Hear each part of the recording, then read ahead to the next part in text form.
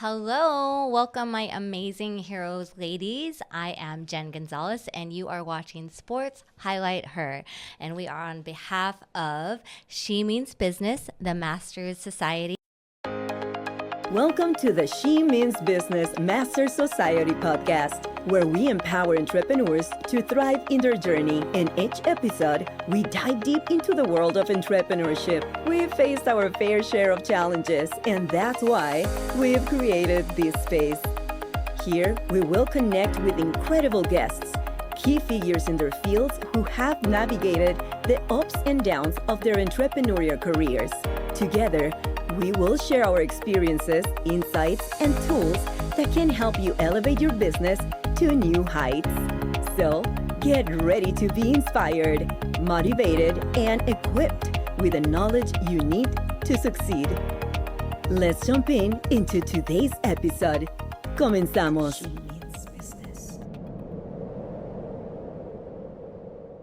And we have a great show today. We have Miss Lauren Reed. Lauren is an amazing mother and wife, but her journey in basketball and in life has been one of resilience, passion, and transformation. She's a native of Las Vegas, right? Oh, well, yes. Native of Las Vegas, played at Bishop Gorman. We're going to talk a little bit about that, about your high school career, your college career, all of the amazing things you've done, and then also kind of what you're up to now. But welcome, Lauren. Thank you. Very cool. Now, I wanted to, start there, right, where you played here locally. Mm-hmm. So what did that look like on the playing basketball here in Las Vegas? Well, I wasn't really a basketball player growing up. I kind of got a late start, so I didn't start playing until I was in junior high. Okay. Then I went to Gorman because, I don't know, my parents decided, someone told them I should try and go there, and that's where I ended up. And it was a great experience. No one liked us, but we won. So. I was going to say, when you say us, you're talking about Gorman, yes, right? so Okay. Bishop Gorman. We are like one of the only private high schools that was able to play in the public school league at that time. Okay. And so, there's always things because it's a private school and you pay to go there, and, there's all kinds of stigmas with that. Yeah. But I had nothing but a great experience. I didn't get to go to the nice, shiny new Bishop Gorman that everyone sees now. Yeah. It used to be off of Maryland and Okie. Wow. Way down there. There was a campus that used to be there that just got torn down, actually. Okay. But yeah, we were not in a good area, excuse me. So yeah, went there for my 4 years. My coach, who was there at the time, is actually coaching again. Okay. And that's Cheryl. That's Cheryl. Right. And so, yeah, I played my 4 years, and then we won the first state championship for the girls program my senior year. And then I went on a full scholarship from there. Awesome. And one of the things that I love about what we're doing right now, right, is really putting a spotlight on the Las Vegas girls basketball scene, and why I really thank you for coming in and being able to talk about some of those things, because I really believe that there needs to be a bigger megaphone for what's going on in the Las Vegas Valley for girls basketball. Yeah. And you being on the front lines, not just as a player back then, but now you're coaching as well. I love this full circle of that. Yeah. You were a player, and now you have the opportunity to give back to these youth girl athletes. Now you're coaching. What I really wanted to talk about also is that before coaching, you were kind of in corporate and in law, and then you transitioned into being your own business owner. So you've had your seasons in life and in that. So what did that look like after you graduated? So you had a good collegiate career. You played basketball at Northern Arizona University. Mm-hmm. So you're playing there, and then you decided to go to law school. Yeah, right? That was going to be the next step. Okay. So I actually got a job in a law firm out here, and the reason I got hired is because I was an athlete, and he was like, well, I figured you've been yelled at before, so I think you can handle this job. Translated. And I was like, sure, like anything you got. And so I started working in a law firm. I took my LSAT twice, but then after working in it for, I think like 2 years, it is just it was just not for me. It was very, you work in people's misery. Yeah. And it's hard to bring home with you sometimes. And so I realized that wasn't really something I wanted to do. Okay. I got the opportunity to go work IT at MGM and with no IT experience. But as somebody I knew who I worked with at the law firm was like, you're not dumb. So like, come work with me. Worked there for a while. It was just a weird experience being in an office all the time, being sick all the time because you're just circulating the same air and being with all these people and, wanting to make a difference. And you can't really do that all the time when you're in that setting because, you're on this like conveyor of doing things. And so I got this idea that I was like, you know what? I've always wanted to do hair. I've always wanted to do something like that. And so I decided to go to cosmetology school. My mom is a cosmetologist, but my dad was like, what? So how many years were you in IT before you were like, this just isn't for me? It was probably like a year or so. And then I made the decision and I just did it and quit my job. So after a year, you're like, no, this is not working for me. Yeah. I was dating my now husband. I was dating him and I was like, I think I want to go to cosmetology school. And he's like, okay, let's do it. And then at that point, I just went to the school and applied that day. And then I got in. So here we are. And here you are. And I think another thing and what I wanted to really just expose is that life after an athlete. Yeah. Right? It's very different. It's very different. And what that looks like, because I think we give our lives to the sport, whether it's basketball, volleyball, whatever it is, and then we go, okay, this is what I'm going to do. But it all has a timeline, right? Yeah. It all ends for someone. But I don't think enough people talk about what life after sports looks like. No. Right? And so even just case in point and everything that you're talking about right now, can you talk about like how you moved? Because I don't want to call them failures, right? They were lessons. No. Oh, no. They were lessons, right? They were, yeah. Where you had an opportunity, doors were open for you, and then you had to like evaluate, go, okay, this isn't for Lauren. Yeah. Right. But what did that look like, and what would you offer advice to, someone listening as an athlete, as a woman athlete going, okay, I'm in this situation. I'm not really, this isn't like feeding my soul. How can I pursue my purpose and what I want to do? Because I think you've done an excellent job in like transitioning, in walking through doors, but then also knowing who you are to be able to move through life. And I think that's where a lot of women struggle. Oh, well, I think that, not only that, I'm going to attribute this to motherhood as well, because I think I dealt with this a little bit more after I had my kids. And realizing that there's like no set like playbook.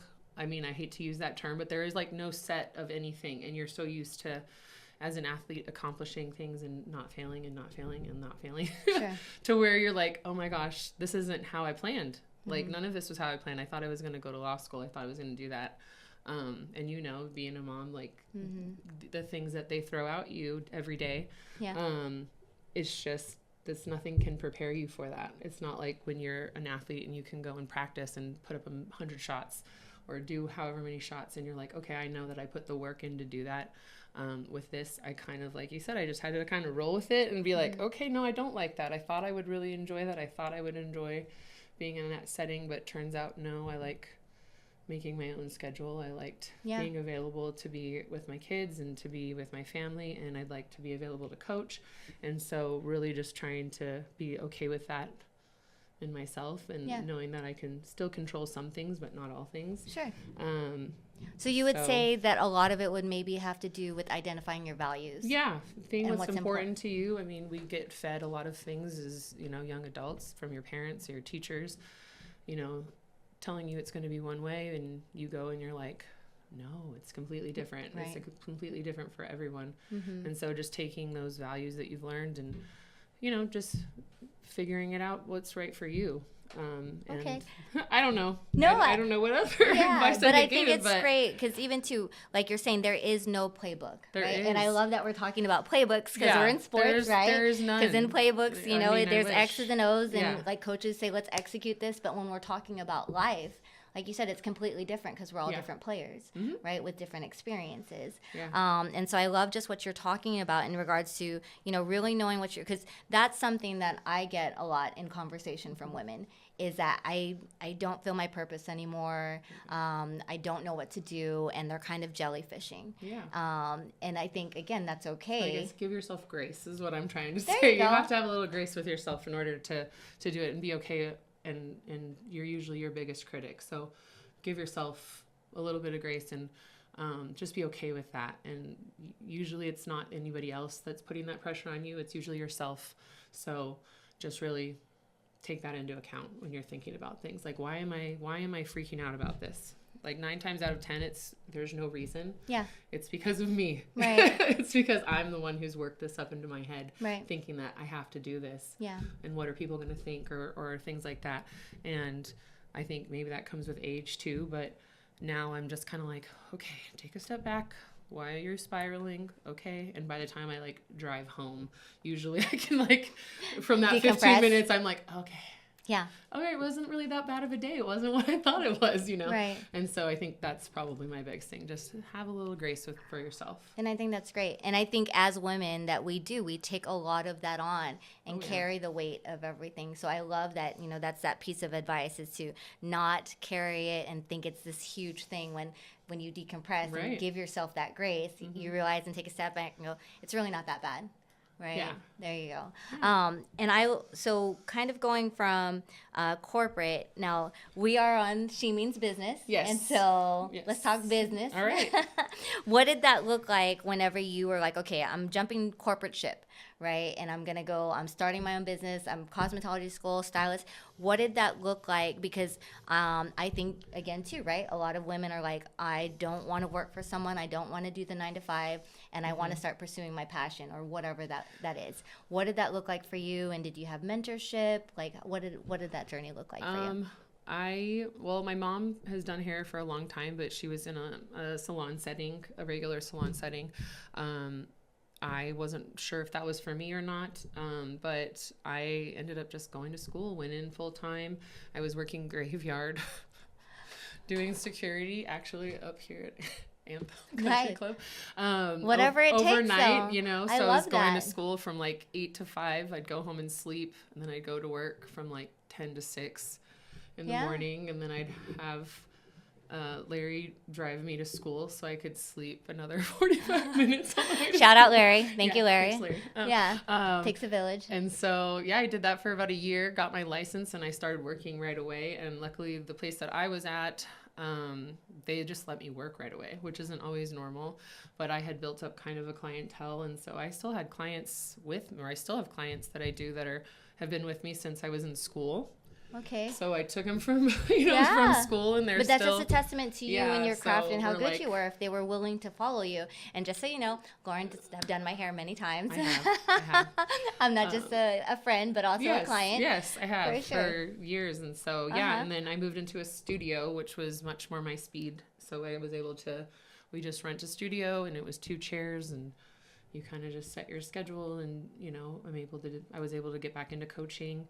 I brought my son to work with me till he was like 2. I remember. And then my other one too, he used to come as well. And so it was really nice to have that.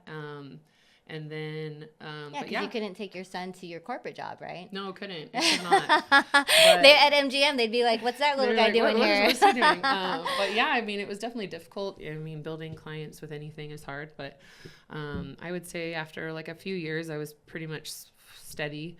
And then I could quit all my little side hustles that I did. Yeah. And then, I did hair full time up until last year.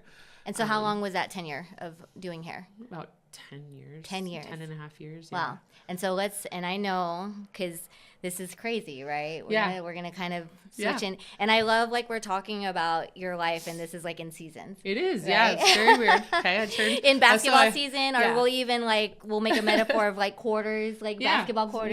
Yeah. We've talked about your first quarter. We talked about your second quarter. There's a little bit of halftime. Yes. Of like this break, this is just gonna be like a side halftime. Maybe we'll call it timeout. exactly. But as I always do in the women's basketball league, I'll do my plug for my Heroes League, basketball league. That's how we met though, right? Yeah. Is through basketball. Yeah, we did. And you started playing in the league. And what I do with everyone, I was like, hey, come back and play. Yeah. I want you to come play. And you did. I did. Finally. I did, yeah. And I hurt myself. But then that doesn't happen to everybody. No, it doesn't. Okay, so actually, yesterday was my year since I hurt my back. Okay. Well, we have to rewind because yeah. we want to talk about what happened because it is kind of this, I believe in like serendipity and like things happen for a reason and that there are signs and that God will present us, you know, with things when we're ready. And he also blesses us, you know. And so you came back. Yes. And you're playing in a game. I'm playing in a game and I got twisted like weird. Somebody got me this way and someone got my hip. Yep. And twisted me very odd, and I heard something pop, and I went down, and I was like, "Oh, that wasn't normal." Mm-hmm. My husband was there. I don't think he's ever heard me like scream like that, so he was like, "Oh, something's really wrong." Yep. And so I ended up going to the ER that day. They didn't do anything. They told me I had a sciatic nerve issue, and I was like, "No, I've had that before. I wouldn't have come here." Yeah. And so I went on like about a month. I didn't know what was going on. I was starting to have like sensations down my legs and stuff. So I finally got in to see into the Spine and Brain Institute, and they were like, okay, x-ray right away. Oh, you have a fracture in your L2. And I was like, oh, well, that would explain it. But he's like, but I don't know if it's old or new. We'll do an MRI. So I went in. That was like a Saturday. Went on Tuesday for an MRI. They called me on Thursday, and I'm like sitting at home. Larry was out doing some games, and he's like, hi. And I'm like, why are you calling me? It's like 7 o'clock. He's like, so there's a tumor in your back. And I was like, oh. And he's like, yeah, it looks like it's pressing on all of your nerves there. That's why you're having these sensations down your legs. And I had been working, like I was trying to work. I was stretching. I was going to the chiropractor, like all things I shouldn't have been doing. Yeah. You need to go to the hospital tomorrow and have emergency surgery. And I was like, oh, okay. Yeah. So I ended up going to the hospital. They took for a couple days, but they ended up scheduling me for surgery. And then I found out that the tumor was actually multiple myeloma, which is bone marrow cancer. Yeah. Very unusual for somebody my age. Yeah. It's like in the 1 percentile. Yeah. It's like for people who are usually like 68 to 70 years old. Yeah. So they did the surgery. They got the tumor out. They put a new cage in there, removed all my stuff, and then I started cancer treatment like the week after that. Yeah. So I did radiation, and I've been doing chemo since last May. Okay. So, yeah. So I just want to take this minute to actually, again, like celebrate you, right? And I know we just had this event, and it was called Her Story. And again, why this is a passion project of mine, because I feel like I'm surrounded by such amazing women with such amazing stories, and you are a light. I hope you know that. Thank you. Because when... you know, you guys aren't just friends to me, you're family, right? And when Larry had called me and he's like, this is what's going on with Lauren, I started crying because I was like, no, not Lauren. But at the same time, I had in my heart, I was like, I'm so glad you came back to play, though. Yeah, because I don't know when I would have found out. Yeah. If you hadn't hurt yourself that day, you wouldn't have started on that journey to kind of trying to find out what was going on with your back. Yeah. And the fact that you had to have emergency surgery that day to kind of pull that out. Yeah. Like I said, God's timing, God's blessings, you know, all of that, I think that was all divine. And the fact that, you know, that you're here and so you're an overcomer, you're all of that. We're almost there, hopefully. Yeah, so, no, I think it's great. So now that you were doing radiation, you're pretty much almost clear of that. Radiation, I only did like 10 rounds. They were able to get everything. Okay. It hadn't spread, which that means they got everything there. I'm still doing my treatment, but I'm actually in the process. I'm going to be doing a bone marrow transplant. Okay. So I'm going to be doing stem cell transplant. I'm in the process of that. I just did all my pre-tests for that, so I'll be going to USC. So even then too, to have that, and then like enlighten me. I don't know a lot about cancer and all of that. Yeah. So it's in my plasma. And we're back, and we're talking about Lauren's journey from basketball and all of these life things happening. And I wanted to, just keep chatting about more that experience with bone marrow cancer and kind of what that looked like for you and what you were going through. So I did radiation back last year in May, and I was in a back brace for like 3 months, all over the summer, which was nice. And then I've been doing chemo treatments once a week since then. But last week I went to USC to do my pre-testing for a bone marrow transplant. So the kind I'm doing is using my own stem cells. I don't have to find a donor. Okay. So once they schedule me, I will do like injections for a week to stimulate my stem cells. They'll put a port in, extract the stem cells, all of them, so that they can take out the good and the bad and make sure they give me all the good coming back. Okay. And then I will do a really heavy round of chemo for, I think it's like 3 or 4 hours they do it. Mm-hmm. And so they want to just strip everything. And then the next day they'll actually, basically they run through a machine and it goes right back into you. So all your healthy stem cells go back into you. And then I will be in the hospital for like 12 days, and I have to stay in LA for another 3 weeks to be doing appointments. It's an intense process for sure. Yeah, like their biggest thing is your autoimmune system is really low, so they want to make sure you're not getting any infections or being exposed to anything, and so that's the biggest thing. I mean, the good part is I don't have any other underlying issues. Sure. This was the first time that I actually had to get a primary doctor. Yeah. And well, I was going to ask because like I mentioned, I'm not too familiar, like bone marrow cancer, is that in your family? Is that hereditary? It's not hereditary. There's no really explanation. And going back to being an athlete, like this is the hardest thing, is I have no control over my body. Yeah. And that is the biggest thing for me, where it was just like, I have no control over this. Yeah. And I'm not used to that. I'm very scheduled. I like my methodical routines. Yeah. I like knowing. I like planning. I like doing all that. And I literally cannot plan anything now because I don't know. Yeah. You know, they could call me tomorrow and be like, hey, you have to come next week. Yeah. And I don't know, to not know what's going on in your body is just like. Sure. Like I could have not known for who knows how long. Yeah. But the next step would have been, I wouldn't have been able to walk because it was pressing on all my nerves, and I could have lost control of like your bowel. They kept asking me that. Are you peeing on your own? Have you had any accidents? And I was like, no. Should I? Like, what? Yeah. And they're like, yeah. Are you like? I was like, no. Like, oh my gosh. And they're like, are you walking? You're walking? And I was like, yes. So I guess that thankfully, like we caught it before I got to that stage. Yeah. But yeah, so this has been the most interesting year of my life. Yeah. Well, I'm praying for you. 37. I'm always praying for you. Yeah. Thank you. To be so young and resilient at this age. But I think, again, too, the reason why I want to talk is just to bring awareness to it, right? Yeah. Because I don't ignore stuff. Go see a doctor, right? And again, that's the thing, right? We push through as women and women, mothers, you're just wives. Like, I'll check that later. I don't need to do that. Yeah. And it's not to be a softie about it, but definitely, like if there are things or ailments that are bothering you or your body, 100% get them checked out. Like they ask me if I'm in pain all the time, and I'm like, well, yeah, I'm always like my back always hurts, And I was like, oh.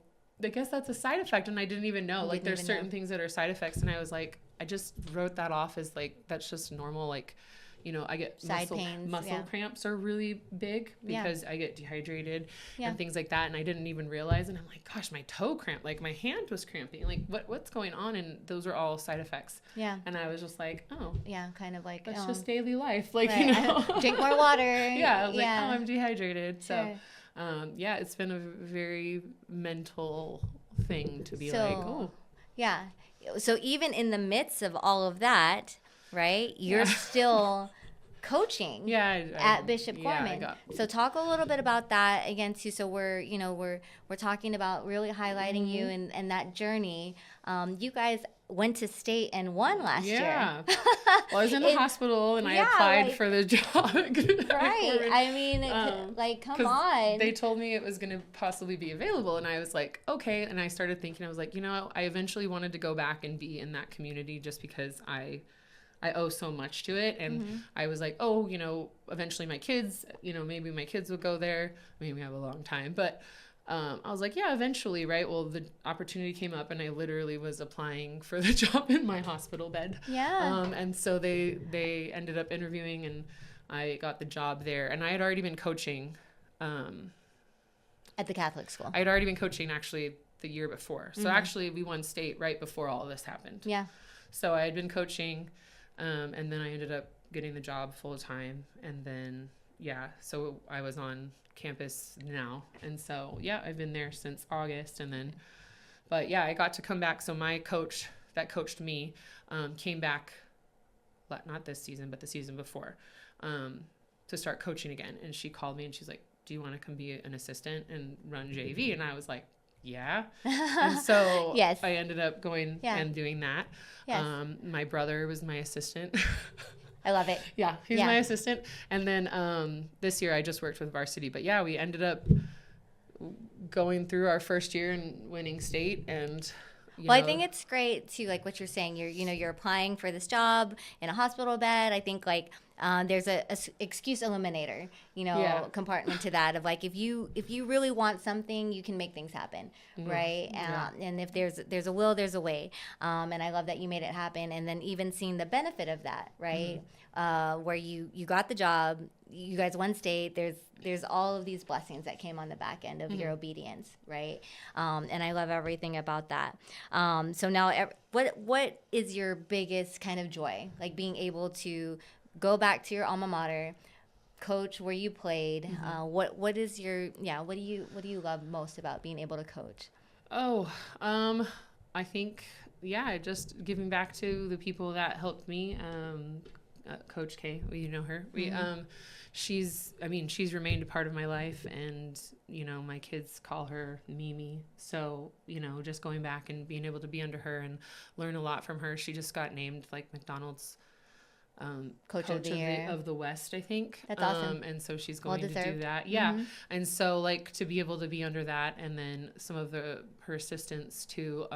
There's another one who's been at the school, and he coaches men's and women's, and I just learned so much. And I think being able to be under people like that who've done this for so many years, because I still feel like I don't know a lot. I feel like I still don't know a lot. Yeah. But just being able to see when it clicks in their head, Sure. when you're telling them, and then finally they're like, oh, yeah, well, that actually worked. And you're like,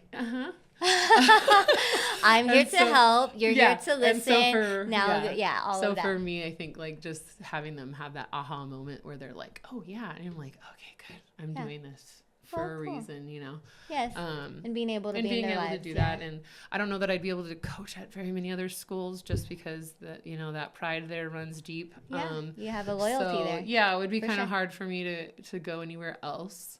But and I like high school age. I feel like. Sure. That's awesome. Well, I'm, again, just a big advocate for all girls, all women's basketball. I've got the biggest pom-poms, and I'm cheering for you always. Thank you. Cheering for women's basketball and hoping to push that movement. I'll transition into the kind of, we'll call it a season, like this last quarter, but we'll call it Love and Basketball because I love that movie, and I think I'm going to start doing this every podcast, but because, we've talked about your basketball, your career, kind of like all of those things, but you are in a blended family. I am. Yes, we are. And I feel like, if you want to talk a little bit about like what that looks like, being able to, manage career / home life, kids, and again, one of the hats that we wear, but, Larry's family to me as well. But yeah, how do you manage that, and what does that look like for you? That's a lot. It is a lot. So I met my husband actually in the basketball league. The league. See, good things happen here my too. My husband was a referee, and we started dating, 13. This year will be like 13 years ago. We're going to be married 10 years this year. Yeah. But I went into it, he had three daughters, divorced, and that was the first thing he said to me was like, yeah, this is my situation. And I was like, okay. And I was like, this isn't going anywhere anyways. Like, sure. I didn't think that, but here we are. So yeah, I have 3 stepdaughters. And I've never known a married life without kids. I've never known that life. So, it's not for everybody. I don't recommend it to everybody. We've had our ups and downs, but at this point, it's nothing I've never had an issue with the girls. We've always gotten along well. And, I think we were talking about this the other day, like we communicate really well. And so I think that's what helps us work. Communication, for sure. All the girls are grown-ups now, so we got one left in the house. Yeah. But it doesn't come without its challenges, that's for sure. Yeah. You definitely, again, another thing where I don't like to fail. I don't like to, not have the answers of what stuff, between their dynamic, and I just had to learn how to take that step back too in that as well. For sure. And be like, you deal with that, I'll deal with this. And like, as long as we're good on the same page, like we can get things done. And so, that was definitely a learning process too. With them, but they're all alive and doing well and functioning adults. I think the most important, right, you said, is communication. Oh yeah, right. And I think that translates, as an athlete, being coachable, and all of that can be moved into our lives, right, and our relationships, and making sure that all of those things are running how they're supposed to be. But I love making adjustments. Making adjustments, stepping back and being like, all of it, for sure. Okay, it's not as serious as I thought it was. Like, sure. And the commitment that you made, right? And I think about even in basketball, like we made a commitment to a team, and we win, we lose. There's like things that we don't agree with, but if you're committed, then you see it all the way through. Right? All the way through. We're on this team, No, but I have a great support system. All the way through. Well, that's awesome. Good, I think for sure. Well, but you can do all of these things. You can be a mom. You can have your own business. You can play sports. Do what you want. Do everything. I don't know. Everyone seems, I think, especially after being a mom, people kind of put their, like, I can't do it now because I'm a mom. Like, don't put yourself in that box.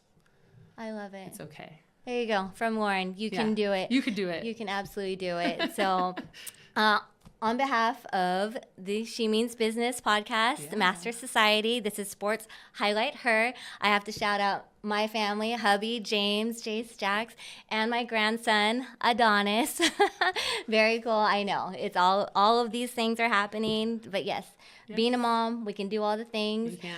If you are a woman out there that has a story, please apply for the She Means Business Master Society. We're looking for you, looking to highlight you and your story. But we will see you next time. Thank you for listening the She Means Business Master Society podcast. We will see you in the next episode.